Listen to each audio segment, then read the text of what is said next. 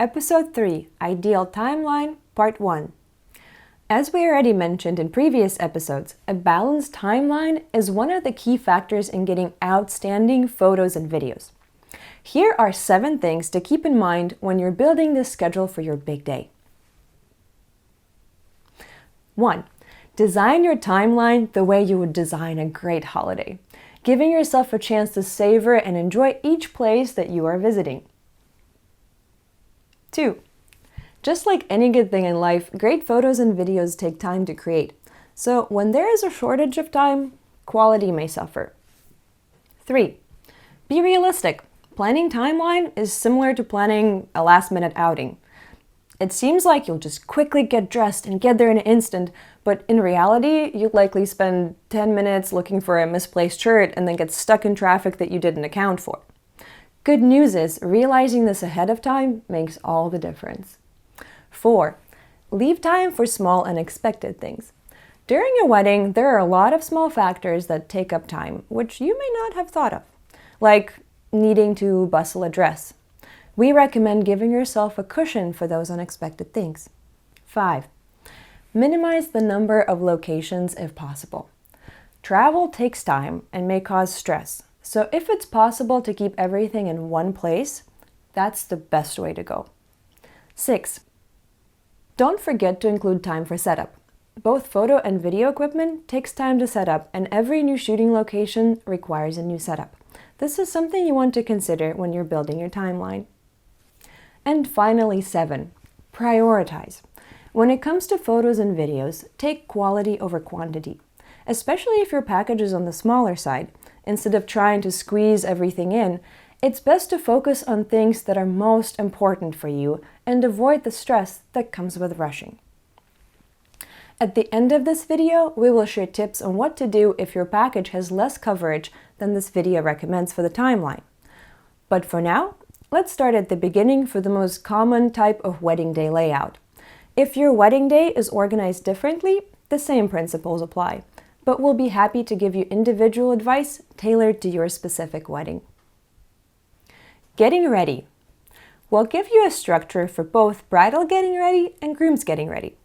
In cases of same-sex weddings, the getting ready type to apply would mostly depend on the attire that each person is wearing. But when planning how much time to dedicate to getting ready, other factors, like whether you have a wedding party, may also come into play, so you can decide what fits your individual wedding the most. Let's start with bridal or first party getting ready. Equipment setup time needed: 5 to 10 minutes. Ideal place: a well-lit room at the venue or at a hotel nearby. Time needed: 1.5 to 2 hours. 30 to 45 minutes for detail shots. 30 minutes to capture the candid shots of the preparation process. 20 minutes for putting on the dress. And 20 minutes for bridal and bridesmaid shots or bridal portraits. Add 20 minutes if you're reading letters from each other.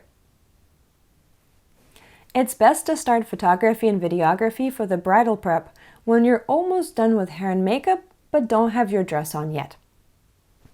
Next, groom's or second party getting ready. Equipment setup time needed: 5 to 10 minutes. Ideal place: a well-lit room at the venue or at a hotel nearby. In cases when that is not an option, some shots, aka mock prep, can even be done in common spaces such as hotel lobby, venue grounds, or even a bathroom as the last resort. This is possible because many getting ready shots are close-ups, and our shooter's creativity knows no end. Time needed: 45 to 60 minutes. 20 minutes for details. 20 minutes for getting ready candid shots. And 20 minutes for groom and groomsmen portraits. Just like with bridal prep, add 20 minutes if you're reading letters from each other. Bridal party getting ready is usually covered by lead shooters, while groom's or second party getting ready is usually covered by second or junior shooters. As one party getting ready often takes longer than the other, it is recommended to have second shooters start taking ceremony space, decor, and detail shots once they are done with getting ready shots. This option only works if groom's or second party prep is happening at the venue and the ceremony space is completely decorated at this time. Here are a few tips about the getting ready process. Makeup and preparation delays account for a whopping 70% of all timeline delays, which leads to more pressure and stress during the rest of the day. So make sure to start this process early and give yourself ample time. Calculate the time you thought you would need for this process and add at least 20%. It is especially important to get your makeup and hair done with a bit of backup time in case there's anything you don't like. Think ahead of what details you would like us to capture, and have a member of your wedding party put them all in one place, so that there is no need to look for them when the shooters arrive. If you're wearing a dress and putting on your dress requires any special skills or may be confusing in any way, take a video of the sales representative at the store doing this process and make sure that the person that will be helping you on the day of knows exactly what they'll need to do. First look or first touch. First look is when the couple sees each other before the ceremony in a cute or surprising way. The couples that prefer not to see each other before the ceremony can do something called a first touch. In case you're doubting whether to do one at all, we definitely recommend going for it. Why? Because then you can also do the first part of your couple session before the ceremony. Unless your wedding has a big gap between the ceremony and the reception, there's usually no more than 60 minutes of cocktail hour, during which we have to cover a lot. We most likely will need to do family photos, bridal party photos, couple session, and setup for the grand entrance during that time. Each of these events takes up at least 15 to 20 minutes, which means often we only end up with 10 to 15 minutes for the couple session, which is nowhere near enough time. We highly encourage you to do a first look or a first touch, and preferably bridal party photos before the ceremony. This way, in case things do run behind, you'll know that you already have some photos of the two of you together and will have less pressure during your session after the ceremony. First look also gives you a chance to have an intimate, private moment together, as once the ceremony starts, you will likely be surrounded by people for the rest of the night. Equipment setup time needed, 15 minutes. We need to position every shooter strategically to capture the maximum number of angles. Ideal location: shaded garden, beautiful well-lit staircase, or an empty ceremony site. You can do the first look at almost any beautiful place that's out of direct sunlight, yet well lit and private enough for the two of you to not be disturbed by other people.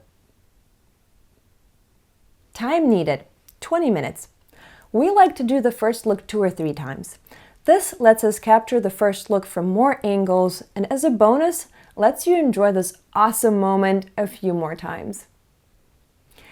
If you decide to do first touch instead of first look, there are a few different ways you can do it. For example, you can hold each other's hands with a door between the two of you.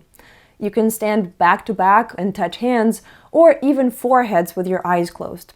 Standing back to back or touching foreheads gives us a few more photo options than touching hands from around the door. Couple session part 1. Equipment setup time needed, 5 to 10 minutes depending on location and equipment we're using. Ideal location: beautiful, well-lit parts of the venue that are out of direct sunlight, parks, architecture, or other non-crowded beautiful areas. Lighting conditions in open areas at this time are most often not ideal due to overhead direct sunlight, so we have to work with the best location and lighting options available.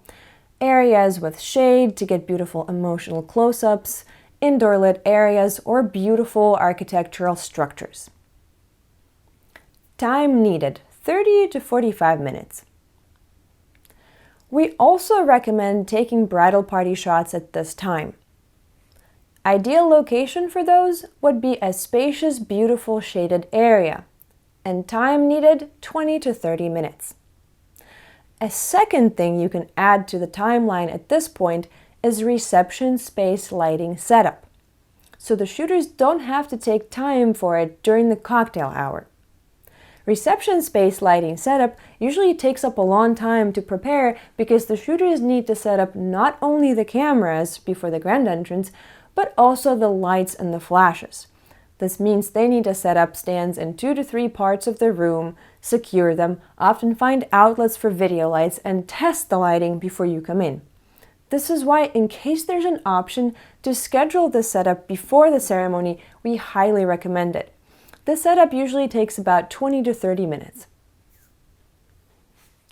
Because the timeline episode is divided into 2 parts, we're going to give you the checklist for the timeline episode at the end of next episode.